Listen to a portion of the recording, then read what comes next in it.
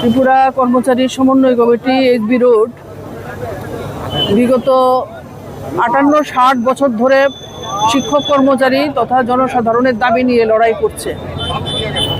আমরা বিভিন্ন সময় বিভিন্ন সরকারের কাছে দাবি পেশ করেছি, কিন্তু ২০১৮ সালে পর থেকে যে সরকারটা আমাদের রাজ্যে এসেছে, আমরা দেখেছিলাম এই সরকার নির্বাচনের আগে বিশেষ করে শিক্ষক কর্মচারীদের জন্য বহু প্রতিশ্রুতি তারা দিয়েছিলেন এবং সেই সমস্ত প্রতিশ্রুতি পূরণের ক্ষেত্রে এই বিগত ৮ বছরে তাদের কোনো ভূমিকা নেই।